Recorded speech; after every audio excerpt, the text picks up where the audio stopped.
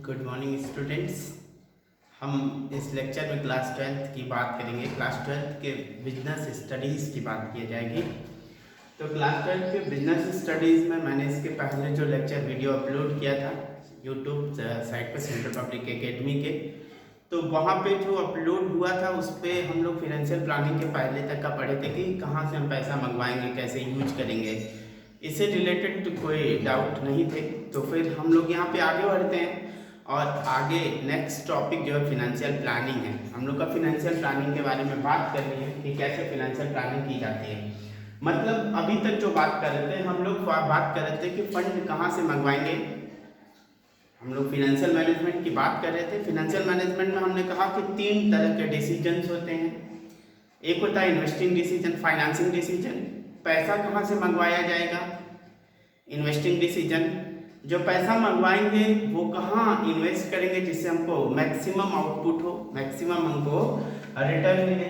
और थर्ड बात हम लोग बात कर रहे थे कि हम लोग को जो फिनेंशियल जो डिविडेंड डिसीजन है उसमें बताता था कि जो प्रॉफिट होगा वो कहाँ कहाँ इन्वेस्ट करेंगे। तो हम लोग एक बार और जल्दी जल्दी देख लेते हैं। फिनेंसिंग डिसीजन जो था, एक इन्वेस्टिंग डिसीजन था और तीसरा डिविडेंड डिसीजन था।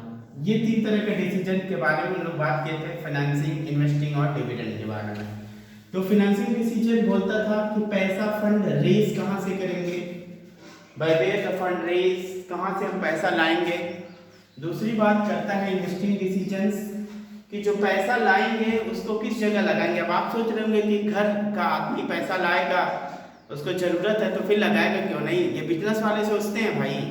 बिजनेस वाले क्या सोचते हैं? बिजनेस वाले सोचते हैं कि पैसा कहीं से मंगवाओ। धीरू भाई अंबानी, मुकेश अंबानी के पास बहुत सारा पैसा है, लेकिन फिर भी वो बैंक के पास जाता है और वहां से लोन लेता है। उसको जरूरत नहीं है लोन की, वो नहीं चाहे, अगर चाहे तो बिना लोन का भी काम चला ले। लेकिन क्या हुआ, उसको लोन लेता है। क्यों? क्योंकि पैसा तो दूसरे का है ना साहब। पैसा लेता है किसी से और उसी पैसे को कहीं और मूव कराता है ये दिमाग से, और उसको मूव करके ज्यादा का अर्निंग करता है, थोड़ा रिटर्न बैंक को देता है, जिससे क्या होता है, बीच का जो गैप होता है वो उसका फायदा होता है। तो अब क्या होता है, फिनेंशियल हमने कहा पैसा मंगवा लिया, पैसा कहाँ लगाएंगे, डिविडेंड डिसीजन, कितना हम लोग डिविडेंड देंगे, कितना रिटेन्ड अर्निंग के फॉर्म में रखेंगे कि अपने शेयर पार्टनर्स को हम लोग बांट पाएंगे। तो फिर हम लोगों ने बात किया कि जो ये बातें आई नेक्स्ट टाइम में कि अब जो हम लोग को करना है ये फिनेंशियल का काम, वो उसका प्लानिंग कैसे होगा, कैसे उसकी प्लानिंग हम कर पाएंगे। तो फिनेंशियल प्लानिंग के लिए हुआ कि जो फिनेंशियल प्लानिंग है कि ये सब काम जो कर रहे हैं उसका क्या प्लान होगा। तो उसके लिए हम लोग को वेस्टनबर्ग जी ने एक 3 रूल बताया। उनका रूल ही एप्लीकेबल होता है और सभी लोग इस रूल को मानते हैं। वेस्टनबर्ग जी ने हम लोग को रूल्स दिया, 3 बातें बताई इसके बारे में। उन्होंने बताया कि जो आपको ये सब काम करना है ना, फाइनेंस का प्लानिंग, ये 3 बात पे करना, तुम लोग हमेशा सफल हो जाओगे। और हर व्यक्ति, हर बिजनेसमैन, हर फिनेंशियल मैनेजर यही काम करता है कि वो फंड को रेज करता है और वेस्टनबर्ग जी के रूल को क्या कर लेता है, फॉलो करता है। क्योंकि ये रूल क्या है, एकदम अच्छे से सेट हो जाता है और आपको मोर एप्रोप्रिएट रिटर्न्स मिलते हैं। फिर इन्होंने क्या बताया, किसके हिसाब से पढ़ना था, वेस्टनबर्ग जी हैं। जो वेस्टनबर्ग जी ने 3 बातें बताई हम लोग को। क्या बताया? सबसे पहले बताया कि कितने फंड की जरूरत है। सबसे पहले अगर आपको फंड लेना है, लोन लेना है, फाइनेंस करवाना है, तो सबसे पहले तो ये पता करिए कि आपको कितने फंड की जरूरत है। यानी सबसे पहले amount of the finance needed bye enterprises को कितने फंड की नीड है, कितने फंड की जरूरत है। तो सबसे पहले उन्होंने कहा कितनी नीड है, उस नीड को आप जानिए। How much fund is needed by the enterprises, कितने फंड की जरूरत है इंटरप्राइजेस को। तो ये फंड हो गया हमारा। पहली बात उन्होंने बताया कि पहले एस्टिमेट करो कि कितने फंड की जरूरत है। दूसरा उन्होंने कहा determination of source of fund, यानी सोर्स ऑफ फंड का मतलब ये हो गया कि ये डिटरमाइन करो कि हम पैसा कहाँ से मंगवाएंगे। सबसे पहले ये डिटरमाइन करो पैसा किस सोर्स से मंगवाएंगे। सोर्स की बात करें तो हमने इसके पहले भी बात किया है, हमारे पास दो सोर्सेस होते हैं, या तो हम ओनर फंड से पैसा मंगवा सकते हैं या बोरोवर फंड से पैसा मंगवा सकते हैं। बोरोवर फंड या फिर ओनर फंड। अब समझेंगे क्या है ओनर फंड, क्या है बोरोवर फंड।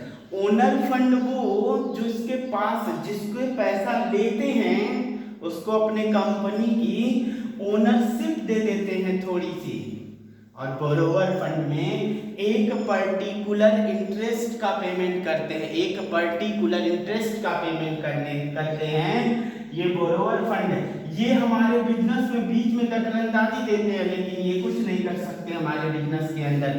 तो ओनर फंड में हम बात करें तो इक्विटी की बात करते हैं कि जब हम इक्विटी शेयर होल्डर से पैसा मंगवाए, और बोरोवर फंड का मतलब हो गया लोन से पैसा मंगवाया जाए। बोरोवर फंड का मतलब लोन से पैसा मंगवाए, यानी determination of source of fund का मतलब कि हम लोग कहाँ से पैसा लाए, ओनर फंड से पैसा लाए या बोरोवर फंड से पैसा लाए। ओनर फंड से पैसा लाएंगे तो देखेंगे क्या है, ओनर फंड से अगर पैसा लाएंगे तो मतलब कहाँ से, इक्विटी से पैसा लाएंगे, और दूसरी बात कहाँ से, बोरोवर फंड मतलब लोन लेके आएंगे। यानी गेस्टनबर्ग जी ने जो फर्स्ट बात बताई कि कितने फाइनेंस की नीड है, और दूसरी बात उन्होंने बताई क्या कि किस सोर्स से पैसा मंगवाओगे, ये सोचो पहले, डिटरमाइन करो पैसा कहाँ से मंगवाओगे। तीसरी बात उन्होंने बताई कि जो फंड तुम मंगवा रहे हो, सबसे पहले तो सोच लिए कितना फंड चाहिए, फाइनेंशियल मैनेज डिसीजन हो गया। पैसा कहाँ से मंगवाओगे, फाइनेंशियल डिसीजन में किस सोर्स से मंगवाओगे, दूसरी बात बताई। और तीसरी बात जरा बताएगा, पैसा तो आ गया, डिसीजन हो गया कि हमको ओनर से मंगवाना है या बोरोवर फंड से मंगवाना है। तो डिसीजन होने के बाद क्या बचा कि जो फंड आया है उसका यूटिलाइजेशन कैसा होना चाहिए, प्रॉपर यूटिलाइजेशन होना चाहिए, यानी proper utilization and administration of fund. क्योंकि अगर प्रॉपर यूटिलाइजेशन फंड का नहीं हुआ तो वो फंड मेरा बेकार हो जाएगा और कंपनी ज़्यादा से ज़्यादा लोन में चली जाएगी, क्योंकि पैसा जहाँ से मंगवाएंगे उस पैसे को गलत जगह लगा दिया। अगर गलत जगह मैंने लगा दिया तो रिटर्न नहीं आएगा, और रिटर्न नहीं आएगा तो हम उसको वापस कैसे कर पाएंगे, और वापस नहीं कर पाएंगे तो कंपनी की फिनेंशियल पोजीशन तहस नहस हो जाएगी, बिगड़ जाएगी वहाँ पे। तो इसलिए हमको पहली बात याद करेंगे फिर से, गेस्टनबर्ग जी ने क्या बताया, कहा कि जितने फंड की जरूरत है, नीड को पहचानो, कितनी फाइनेंस की नीड है। दूसरी बात कहा उन्होंने कि किस सोर्स से पैसा मंगवाओगे, सोर्स की बात करो, किस सोर्स से पैसा मंगवाओगे। और तीसरी बात उन्होंने कहा जो पैसा मंगवाओगे उस पैसे के लिए कितना प्रॉपर यूटिलाइजेशन होना चाहिए, फंड के लिए क्या होना चाहिए, प्रॉपर यूटिलाइजेशन। जो फंड तुम मंगवा रहे हो उसका प्रॉपर यूटिलाइज होना चाहिए, अदरवाइज प्रॉब्लम क्रिएट हो जाएगा। अदरवाइज क्या होगा, प्रॉब्लम क्रिएट हो जाएगा। फिर क्वेश्चन में कहा है, फिर आगे इन्होंने जो कहा प्रॉपर यूटिलाइजेशन तुम कैसे चेक कर सकते हो, तो उन्होंने कहा ये तीन बातें फिर रट्टा मार लो। क्या चीज, सबसे पहले estimating the total capital requirement, total capital requirement को एस्टिमेट कर लो। प्रॉपर यूटिलाइजेशन कैसे कर पाओगे, अपने टोटल कैपिटल रिक्वायरमेंट को एस्टिमेट करके फिर क्या करना, हाउ टू रेज फंड, कहाँ से फंड रेज करेंगे, एनालाइज द वेरियस प्लान। यानी ये तीन बातें उन्होंने, ये तीन बातों को क्या किया गया, समरी फॉर्म में क्या, estimate the total capital requirement, कितने कैपिटल की जरूरत है, how much to raise fund, कितने फंड की हमको रेज करना है, एनालाइज करो वेरियस प्लान को, एनालाइज करो वेरियस प्लान को, सोचो कहाँ से पैसा मंगवाने से सस्ता होगा। अब बात करते थोड़ी, दो बातें सुनिएगा, एक डेब्ट है और बोरोवर फंड है, इक्विटी है। एक डेब्ट है और इक्विटी है। अगर हम डेब्ट से पैसा मंगवाते हैं, देखिएगा सोचना कैसे है, डेब्ट से अगर पैसा मंगवाते हैं तो डेब्ट को केवल ब्याज देंगे, इंटरेस्ट देंगे और वो चुपचाप अपने घर चला जाएगा। लेकिन जरा सोचिए अगर इक्विटी से पैसा मंगवाते हैं तो उसको ओनरशिप मिल जाएगी कंपनी की और कंपनी में हस्तक्षेप करेगा, वो बोलेगा, यानी बार बार इंटरफेयर करेगा बिजनेस के अंदर, और डेप्ट वाला इंटरफेयर नहीं करेगा। लेकिन प्रॉब्लम इस बात की है कि अगर फर्म के अंदर डेप्ट ज़्यादा आ जाएगा और कंपनी किसी भी तरह से मान लीजिए क्राइसिस में आ गई और प्रॉफिट नहीं अर्न करती है, तो इस इंटरेस्ट का तो पेमेंट करना ही करना पड़ेगा, यानी चाहे कंपनी बेच के दे चाहे जहां से दे, लेकिन इस ब्याज का तो पेमेंट करना है। लेकिन इक्विटी वालों में क्या है, रिस्क बहुत कम है, लो है। कैसे? अगर कंपनी को प्रॉफिट नहीं हुआ तो किसी भी डिविडेंड की जरूरत नहीं पड़ेगी, किसी भी डिविडेंड की जरूरत नहीं पड़ेगी। यानी ये बातें हम लोग को याद रखना होगा। अभी इसमें एक न्यूमेरिकल क्वेश्चन हम लोग करेंगे, लेकिन थोड़ा सा अभी बात है कि इंपॉर्टेंस ऑफ फाइनेंशियल प्लानिंग क्या जरूरत है, क्या इंपॉर्टेंस है इसका, तो जरा बताएगा इंपॉर्टेंस क्यों पड़ेगा इन बातों का। ये हम लोग को नीडेड ऑफ द फंड की जरूरत क्यों है, इसको एनालाइज करने की जरूरत क्या है, और फंड को किस सोर्स से मंगवाएंगे इसकी जरूरत क्यों है।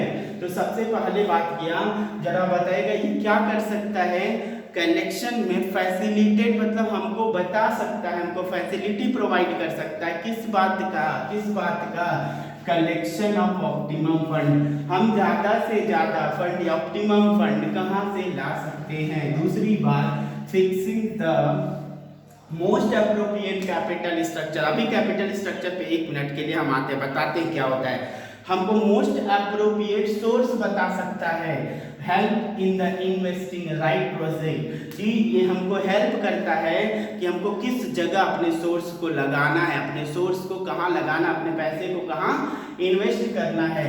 उसके बाद कहता है based on the financial control, ये किसके ऊपर बेस्ड है, फिनेंशियल कंट्रोल के ऊपर बेस्ड है, यानी फिनेंशियल कंट्रोल करता है। हम जो फंड रेज करते हैं उसको क्या करता है, कंट्रोल करता है, प्रॉपर यूटिलाइजेशन ऑफ फंड, जो फंड है उसका प्रॉपर यूटिलाइजेशन होता है। उसके बाद कहता है लिंक बिटवीन इन्वेस्टर एंड सेवर्स। अब बात थोड़ा सा करेंगे फिनेंशियल मैनेजमेंट का, फिनेंशियल का काम ही यही है, देखेंगे। अब एक वर्ग है यहाँ पर, एक ये कुछ लोग हैं, बहुत सारे लोग हैं,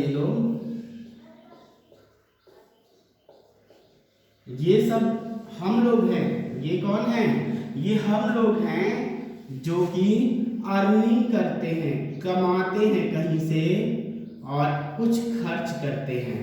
खर्च करने के बाद जो पैसा बच जाता है वो सेविंग होता है। ये इन लोग का कहाँ हो जाता है, सेविंग हो जाता है। अब बात करेंगे सेविंग होगा कहाँ, ये सेविंग कौन करेगा, ये सेविंग कौन करता है। अब बात ये है, पैसा है इनके पास सेविंग करने के लिए, और एक व्यक्ति यहाँ बैठा है। कुछ ही व्यक्ति फिनेंशियल मैनेजमेंट में होते हैं जो फिनेंशियल लोन लेते हैं। ये लोग कौन है, ये बिजनेसमैन है, ये फिनेंशियल लोग हैं जिनको फंड की जरूरत है, रिक्वायरमेंट है फंड की। इनको फंड की क्या है, रिक्वायरमेंट है, और फंड की रिक्वायरमेंट है। तो जरा सोचिएगा, इनके बीच में एक ब्रिज का काम कौन करेगा, ब्रिज का काम कौन करेगा, ब्रिज का काम फाइनेंशियल मैनेजमेंट करेगा। अब बीच में फिनेंशियल मैनेजमेंट आएगा। जो मार्केट है हमारा, फिनेंशियल जो मार्केट है, थोड़ा सा यहाँ भी समझेंगे। ये जो फिनेंशियल मार्केट है वो हमारे यहाँ से देखते हैं,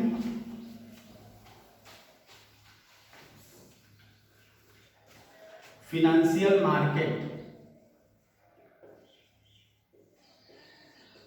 जो है 2 तरीके का होता है। एक होता है मनी मार्केट, हम पढ़ेंगे आगे, और दूसरा होता है कैपिटल मार्केट।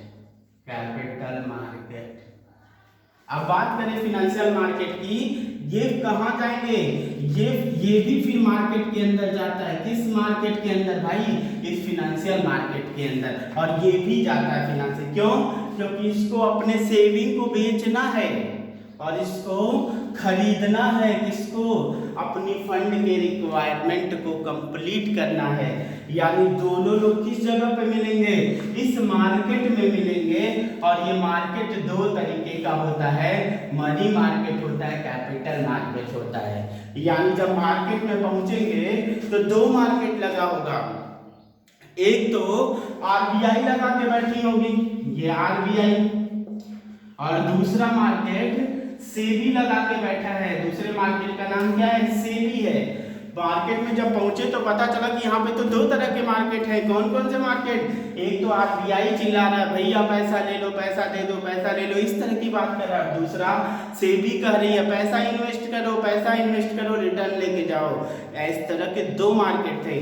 सेबी में क्या होता है? शेयर सिक्योरिटीज को बेचा और खरीदा जाता है। यहाँ पे पैसे को लोन लिया जाता है। क्या चीज? बैंक आते हैं यहाँ पे और क्या देते हैं? लोन देते हैं, लोन देते हैं। यानी इस मार्केट में ये दोनों लोग का काम क्या होता है? कंप्लीट अपना सेविंग इन्वेस्ट कर पाता है और ये अपनी रिक्वायरमेंट कंप्लीट कर पाता है। इस जगह, किस जगह पे? Financial market. यही मैंने बताया, ये link between investor and saver. जो फिनेंशियल मैनेजमेंट होता है, वो फिनेंशियल प्लानिंग जो करते हैं, वो लिंक करता है किसके बीच में? इन्वेस्टर और सेवर के बीच में। दूसरा लिंक प्रेजेंट इन फ्यूचर। जरा बताइएगा, आज ही ये जो बहुत ही इंटेलिजेंट व्यक्ति है, ये दोनों क्या करते हैं? दोनों आज ही एस्टिमेट कर लेते हैं कि ये पैसा आज यहाँ लगाएंगे, 10 साल बाद इतना रिटर्न आएगा, इतना पैसा आएगा, इतना देना पड़ेगा, ये प्रेजेंट वैल्यू इतनी है। तो जरा बताएगा, फ्यूचर की बातें आज ही सोच पा रहे हैं लोग। फ्यूचर की बातें क्या कर पा रहे हैं? आज ही सोच ले रहे हैं। यानी लिंक कर रहा है प्रेजेंट का किससे?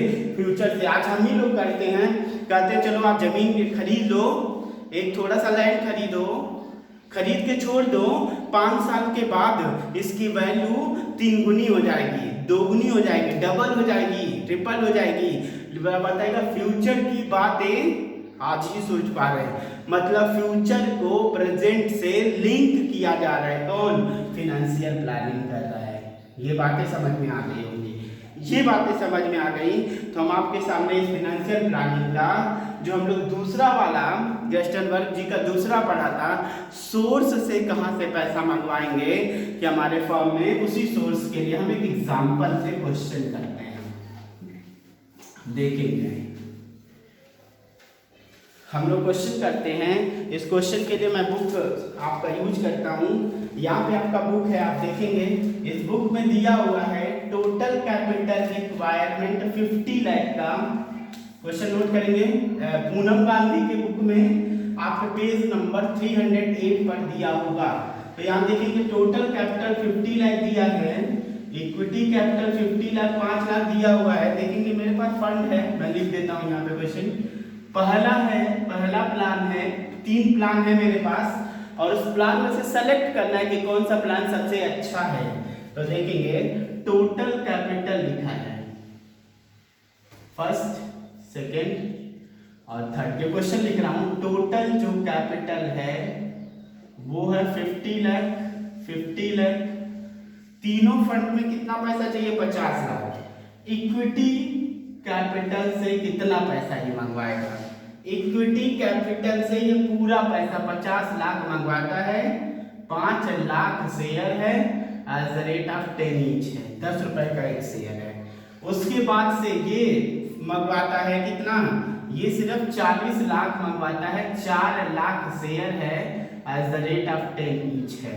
उसके बाद ये मंगवाता है 30 लाख, जिसमें 3 लाख शेयर है, as the rate of 10 each है। तो ये हो गया मेरा क्वेश्चन यहाँ से। फिर देखेंगे ये लोग लोन कितना लेते हैं। लोन मतलब डेब्ट कितना लेते हैं। डेब्ट की बात करें, जरा बताएगा 50 लाख टोटल चाहिए, पूरा 50 लाख इक्विटी से ले लेगा तो लोन इसको नहीं लेना पड़ेगा।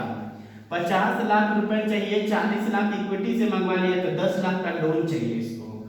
50 लाख टोटल चाहिए, 30 लाख रुपए मंगवा लिया तो 20 लाख का इसको लोन चाहिए। फिर उसके बाद उसने बताया है कि जो टैक्स रेट है वो जो है वो सब में 30% है। टैक्स रेट जो है वो 30% है। फिर उसके बाद बताया उसने जो इंटरेस्ट रेट है, इंटरेस्ट रेट इसमें तो जरूरत नहीं क्योंकि लोन ही नहीं है, इसमें 10% है, इसमें भी 10% है।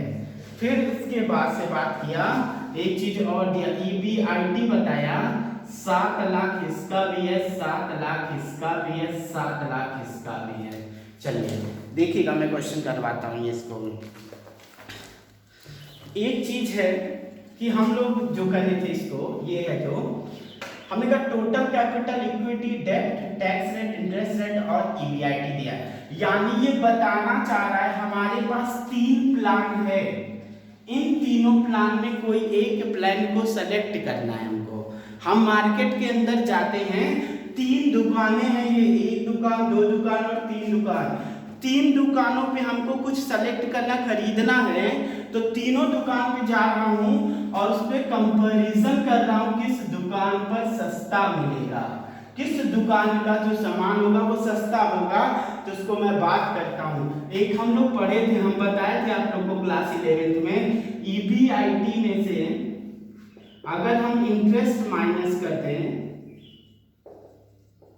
तो हमारे पास आता है EBT, आई हट जाएगा तो क्या बचेगा, EBT। इसका मतलब होता है earning before interest and tax, earning before interest and tax. जरा बताइए इसका नाम क्या हो सकता है, अर्निंग बिफोर टैक्स। अब क्या होगा अगर इसमें से टैक्स माइनस कर दें, टैक्स अगर यहां माइनस कर दिया जाए तो बचेगा earning after tax, earning after tax, यानी कि ये जो कमाई है वो टैक्स को पे करने के बाद का है, अब इसको सिर्फ बांटा जाना है, डिविडेंड डिसीजन लेना है बस इस पर। तो हम बात इसी के लिए करते हैं, फॉर्मेट पे ही इस क्वेश्चन को सॉल्व करते हैं। देखेंगे मेरे पास है प्लान 1, प्लान 2 और प्लान 3, 3 दुकानें मैं कंपैरिजन कर रहा हूं, पढ़ा लिखा आदमी ना, कागज पे कर रहा हूं। देखिएगा सबसे पहले EBIT, इसका पूरा नाम क्या, earning before interest and tax, कितना है 7 लाख, इसका भी है 7 लाख रुपए का, इसका भी है और 7 लाख रुपए का इसका भी है। ठीक है, जरा बताएगा, इसमें से मैंने कहा था इंटरेस्ट माइनस करना है, क्या माइनस करना है, इंटरेस्ट कितना रेट है 10%। आप बताएंगे जरा इसमें डेब्ट है क्या, पहले वाले में लोन ही नहीं है तो ब्याज कैसा, तो यहाँ पे नहीं लगेगा। दूसरे में 10 लाख है, उसका कितना परसेंट, 10%, तो आप बताएंगे 10 लाख का 10% कितना आ जाएगा, 1 लाख रुपए। और दूसरे वाले में कितने रिक्वायरमेंट है, 20 लाख का लोन है, 10%, तो याद आएगा 2 लाख। कोई दिक्कत नहीं। इसको सॉल्व करें तो ये 7 लाख ही आ गया, ये 6 लाख हो गया और ये 5 लाख हो गया। इसको क्या नाम देंगे, EBT, अर्निंग बिफोर टैक्स। लेकिन अगर इसी में से हम टैक्स को हटा दें, इसी में से अगर हम टैक्स को माइनस कर दें तो हमारे पास निकल के आ जाएगा EAT, यानी ऐसा पैसा जो सिर्फ क्या है हमको बांटना है, किसको, ओनर्स को। तो टैक्स हमारा कितना दिया है, 30% दिया है, सब में दिया है 30%, तो 7 लाख का 30% 2,10,000, 6 लाख का 30% 1,80,000 और 5 लाख का 30% 1,50,000।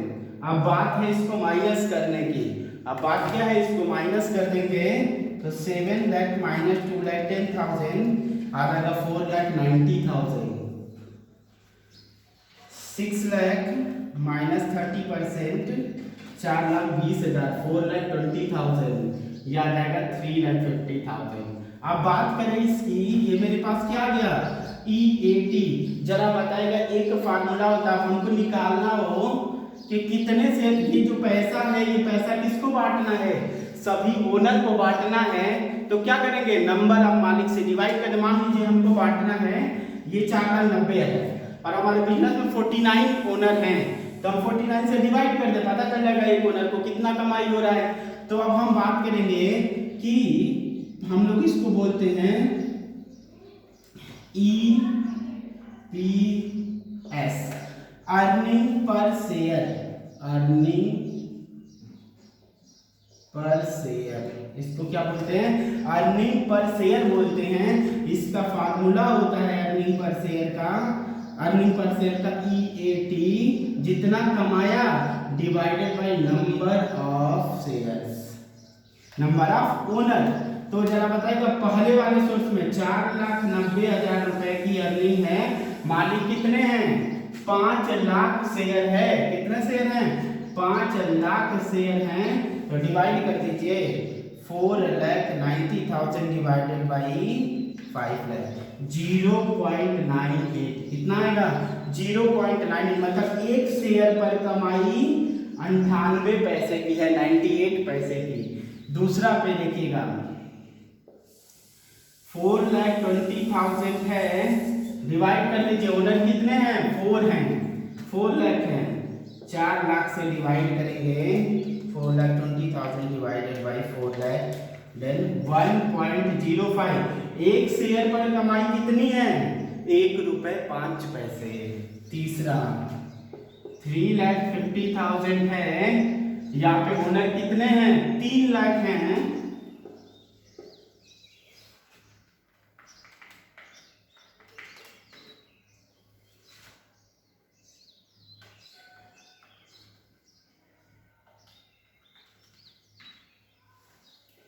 1.67, मतलब 1 रुपए 67 पैसे। जरा बताएगा, अगर यहाँ पे मैं पैसा लगाऊंगा, इस वाले दुकान पे पैसा लगाऊंगा, इस वाले प्लान में, तो हमको 1 रुपए पे 98 पैसे का रिटर्न मिलेगा। 1 रुपए पर 98 पैसे की रिटर्न मिलेगी। इसमें इन्वेस्ट करूंगा तो 1 रुपए 5 पैसे का रिटर्न मिलेगा। इसमें इन्वेस्ट करूंगा तो 1 रुपए 67 पैसे, 67 पैसे का रिटर्न मिलेगा।